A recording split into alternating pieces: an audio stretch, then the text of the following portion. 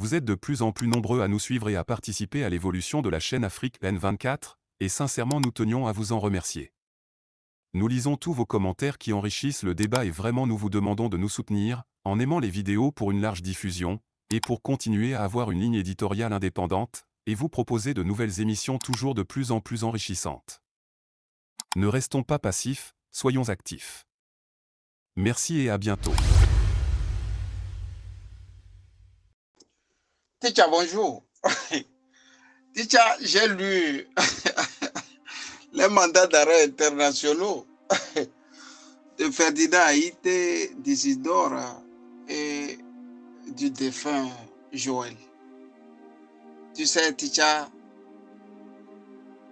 Interpol est pour les dictateurs ce que la CPI est pour les pays occidentaux. Je reprends. Interpol est pour les dictateurs ce que la CPI est pour les pays occidentaux. C'est leur torchon rouge.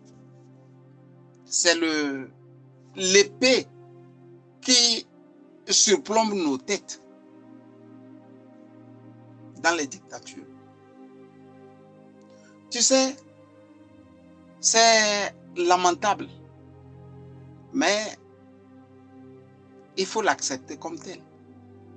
Parce qu'on n'a rien vu, on n'a rien connu, à part l'esclavage, à part les brimades, à part la néocolonisation, qui est même plus dangereuse que la colonisation. Parce que la néocolonisation, c'est ton propre frère qui te matraque, qui veut t'ôter la vie, qui veut que tu n'existes plus, qui veut que tu n'aies plus de traces. C'est ça qu'ils appellent là-bas le pouvoir. Le pouvoir consiste à manger l'autre cru, à l'écraser, à l'humilier et à faire de lui une persona non grata. C'est de ça il s'agit. Mais avant d'en parler, avant de mettre le doigt sur les mandats d'arrêt internationaux, je voudrais parler comme toujours franc. J'ai voulu dire aux uns aux autres au Togo, surtout aux hommes de médias, aux leaders d'opinion, que quand on combat une dictature, il faut la combattre en ne mettant pas les virgules. D'autant plus que quand vous mettez les virgules, la dictature finit même par vous manger vous-même, qui êtes en train de mettre les points virgules, les virgules, les points d'exclamation. Il y a un adage en pays Kotokoli qui dit: quand quelqu'un ne veut pas qu'on l'aide à couvrir sa toiture là, vous savez, en pays Kotokoli, dans le septentrion d'habitude, dans nos villages et hameaux, les toitures sont en paille. Et pour les couvrir, il faut absolument avoir des cordes. Et le dicton Kotokoli dit: quand quelqu'un ne veut pas qu'on l'aide à couvrir sa toiture, il vous cache les cordes.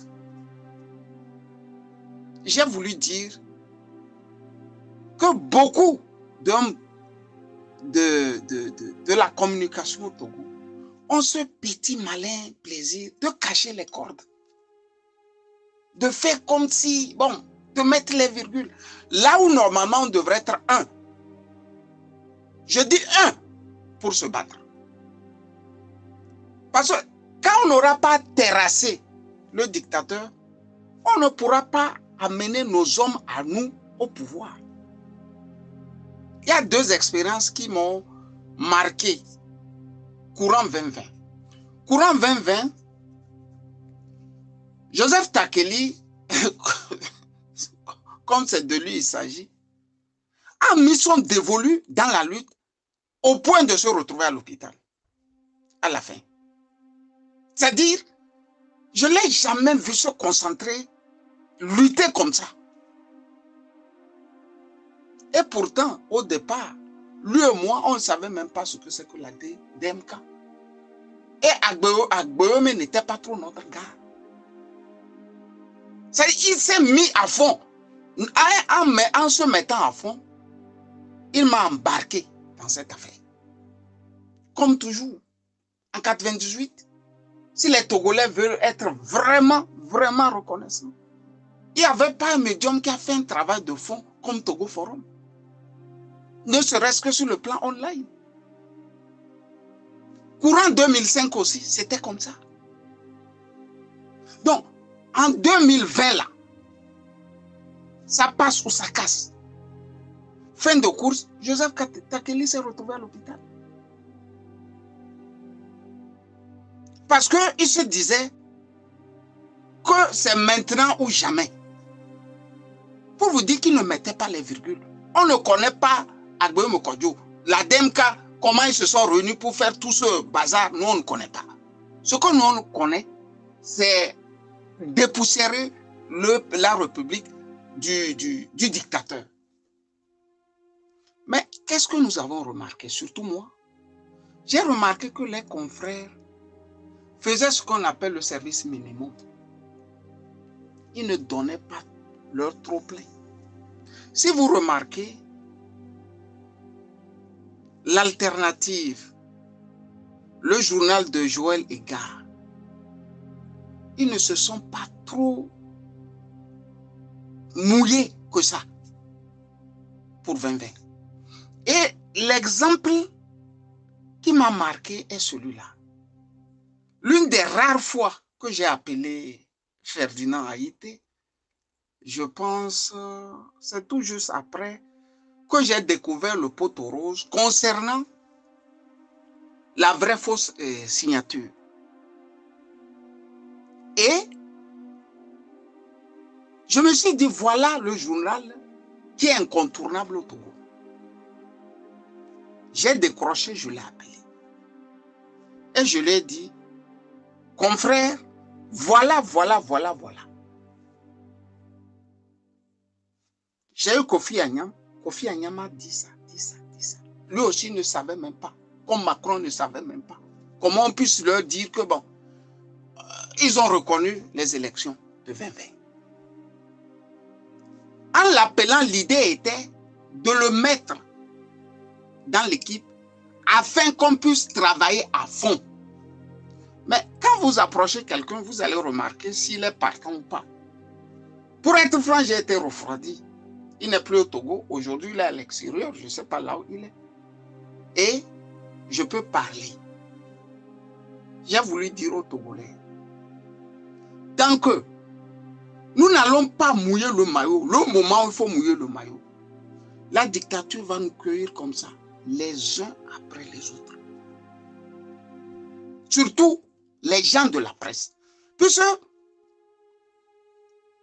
la dictature avait ses organes. Et eux, ils tiraient à boulet rouge. C'est-à-dire qu'ils savent être unis que la presse de l'opposition. Et j'ai écrit encore à Ferdinand pour qu'il m'explique pourquoi beaucoup de journaux ont été créés sur le tas au lendemain de 2020. Les Togolais ne l'avaient pas remarqué. C'était une panoplie de journaux comme ça qui naissaient comme des champignons. Ça poussait comme ça, comme des champignons. Donc j'ai écrit à Ferdinand et il m'a dit, quand c'est beaucoup, ça noie l'information. Mais, pour être franc, j'aurais attendu qu'ils s'y mettent à fond. Je n'ai pas vu ça. Pourquoi je ne saurais vous le dire? Mais, pour moi qui ne vis pas au Togo, j'ai trouvé ça bizarre. C'est en analysant, en enquêtant, en faisant beaucoup de choses que j'ai finalement compris que chaque journaliste au Togo a son nombre de paille. C'est vrai. Staline disait que la presse ne peut pas être vraiment sans suppôt. À partir du moment où l'homme est corrompu, la presse ne peut que être corrompue. D'autant plus que crée la presse. C'est pour ça qu'il a préféré que dans sa Russie, il y ait seulement une seule presse, la Pravda. Là, les gens ne vont plus dire, bon, moi j'ai des milliards, je vais créer ma presse et puis bon, voilà, faire passer mes idées. J'ai voulu, Ticha, te dire que il y a quelque chose que mes amis, mes confrères devraient faire. Quand on veut combattre une dictature, on ne la combat pas en mettant des virgules. Si je fais ça et le dictateur tombe et puis ce n'est pas mon homme qui est au pouvoir, c'est pas bien. Donc, je dois faire le service minimum. La presse de l'opposition a fait en 2020 le service minimum. C'est ça la triste réalité. Fin de course, c'est ce que nous vivons là, Tidja. Le dictateur a commencé par manger un à un en venant. Ils ont réussi à enterrer Joël Lega. Ils ont mis Ferdinand hors. Isidore est traqué. Le truc de Pascal Bodjona qui faisait plus ou moins une petite fierté, ils l'ont fermé. Donc, ils vont rester avec leur guignol là-bas qui vont vous dire qu'ils font la presse. Mais la presse, ça doit bousculer les esprits. Mais à partir du moment où la presse ne bouscule plus les esprits, vous vivez dans un pays mort. Et la seule qui pouvait, le seul homme qui pouvait bousculer vraiment les esprits, c'est Ferdinand. C'est Isidore, c'est tous les gens qui les entouraient dans ce que nous avons appelé, ou bien dans ce qu'ils ont appelé l'autre journal. Mais pour 2020, pour la DMK, ils ne sont pas mouillés. Je suis désolé. Quand j'ai dit ça, j'ai voulu te dire, Ticha, il y a quelque chose d'hallucinant au Togo. Et c'est ça qui fait que la dictature a toujours une avance sur nous. Toutes les fois, ils ont une avance sur nous. Tu sais l'avance qu'ils ont sur nous? C'est que quand eux lèvent le petit doigt là, nous, au lieu de regarder le ciel, on regarde le bout de leur petit doigt. Ils disent qu'ils ont lancé des mandats d'arrêt internationaux contre Ferdinand, Isidore, contre Ferdinand, pardon, et Joël, pour outrage, pour injure, pour mensonge et autres. Mais les Togolais se dressent sur ça et disent, oh, est-ce que c'est ça qui est le problème? Mais ne cherche pas à savoir pourquoi vraiment il y a eu ça. Des mandats d'arrêt. Les mandats d'arrêt, ce n'est pas parce que deux ministres qui savent même, eux-mêmes, ils savent qu'ils sont des voyous, ils sont des voleurs. Les deux ministres là, quand ils se rasent le matin là, quand ils font l'amour avec leurs femmes là, quand ils mangent avec leurs enfants et leurs femmes, ils savent que l'argent là, qui a acheté le manger là, c'est l'argent volé, l'argent des Togolais. Eux-mêmes, ils savent ça. Ce n'est pas ça qui fait qu'on a lancé des mandats d'arrêt international contre les Ferdinand. C'est l'affaire Adjakli qui traumatise tout un pouvoir. C'est de ça qu'il s'agit. Parce que l'affaire Adjakli, les gens voient l'arrivée de Faure Gnassingbé. Mais depuis Olympio, on devrait quand même acheter du kérosène, de l'essence pour le Togo. Vous vous êtes demandé qui achetait ça. Avant que les Adjakli se mettent dedans, il y avait déjà des Adjakli. C'est que Ferdinand a bousculé le fétiche. Et c'est impardonnable au fait. Puisque tout le monde a les yeux ouverts désormais. Le prochain président là, le premier dossier, ça serait le dossier sur l'achat du pétrole au Togo. Et la dictature ne peut pas pardonner ça. C'est pour ça qu'on traque le pauvre, et on traque même le défunt. C'est-à-dire la haine a atteint un stade où ils se disent que non, les enfants là nous ont eu. C'est pour ça que quand Ferdinand a disparu, ma plus grande peur est qu'il soit dans leurs mains. C'était moi ma peur. Parce qu'ils allaient tout faire pour qu'ils leur disent comment il est arrivé à mettre la main sur le dossier. Et qui lui a fourni ça? Sous la torture, tu vas finir par lâcher du lest. Alors que normalement, nous sommes protégés par nos sources. Mais la dictature ne connaît pas ça. Ce n'est pas parce qu'on a insulté deux ministres, non. Leurs copines les insultent, ils donnent à leurs copines des millions et les petites filles là les insultent encore voleurs. Ils n'ont pas honte. Ils ne lèvent même pas la main sur leurs copines. Donc ce n'est pas parce que Ferdinand a écrit sur deux ministres, soit dit en passant qu'ils ont volé, qu'un mandat d'arrêt international a été lancé contre lui et son ami défunt. C'est parce qu'il a mis la main sur là où il ne fallait pas mettre. Le dossier à Jacqueline. C'est le plus grand dossier dans l'histoire du Togo. Et c'est ici que je pointe du doigt la société civile. Vous voyez qu'elle est... Elle regarde d'ailleurs. Elle préfère marcher à cause de 37 milliards, alors qu'il y a des dossiers en centaines de milliards. Là, il regarde d'ailleurs. Non, non, il ne faut pas toucher là-bas. Parce que quand vous regardez, vous faites des enquêtes, ça arrose tout le monde. Jusqu'à arroser même les gens de la société civile, cet argent. Vous avez vu comment des confrères ont traqué Ferdinand à cause de ça. C'est-à-dire des confrères ont traqué Ferdinand à cause de ça. C'est à cause de l'affaire à Jacqueline. À l'ANC, on a même prié. Allah a prié, Yahvé prié, Ounumbot prié, Evieso prié, je ne sais quoi, pour que le juge lui donne encore une peine pire que ce qu'il avait eu dans le dossier à Jacqueline. Mais comme ils ne peuvent pas mettre le dossier à Jacqueline devant, parce que bon, ça va susciter des curiosités. Ils ont trouvé maintenant une question d'injure, outrage, et mettre ça devant pour les pourchasser. C'est le dossier d'Adjakli qui fait que les Ferdinand sont dehors. Fort Gnassingbé, c'est ça. Ils savent que l'argent qu'ils ramassent, les milliards qu'ils ramassent, les milliards qu'ils prennent pour acheter leur pouvoir de père en fils, ça provient de choses comme ça. Ce ne sont pas les injures qui sont leur problème. Parce que ça ne leur fait même plus mal. Les injures, ça ne leur dit rien. Parce qu'ils savent qu'ils sont comme ça.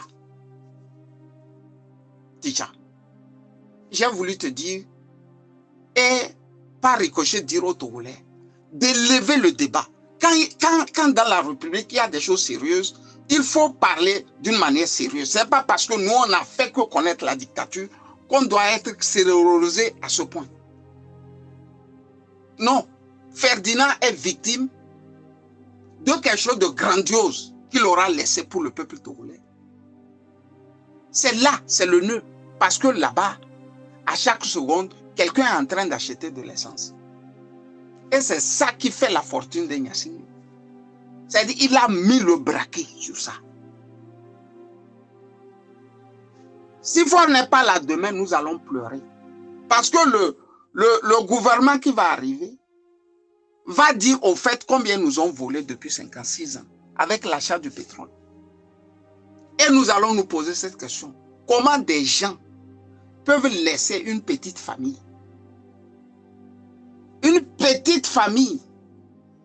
et amis les escroquer à ce point? C'est de ça il s'agit. Quand j'ai dit ça, Ticha, j'ai voulu te dire bonne journée de vendredi et j'espère que tu as prié. Aujourd'hui c'est Djouma. Moi j'ai pris la bière très tôt le matin et j'ai prié aussi. Comme pour te dire, les deux marchent de pair. Au fait, il faut dégraisser parfois. C'est ce que j'ai tenté de faire. Bonne journée à toi et bye bye. Vous êtes de plus en plus nombreux à nous suivre sur Afrique N24, et vraiment nous tenions à vous en remercier. Nous lisons tous vos commentaires qui enrichissent le débat et vraiment nous vous demandons de nous soutenir pour continuer à avoir cette ligne éditoriale indépendante et vous proposer des émissions toujours de plus en plus enrichissantes. Merci et à bientôt. Likez la vidéo si ce n'est pas déjà fait. Laissez aussi votre point de vue en commentaire. Abonnez-vous et cliquez aussi sur la petite cloche de notification pour ne rien rater de nos prochaines vidéos. N'oubliez pas de partager aussi la vidéo et de la liker.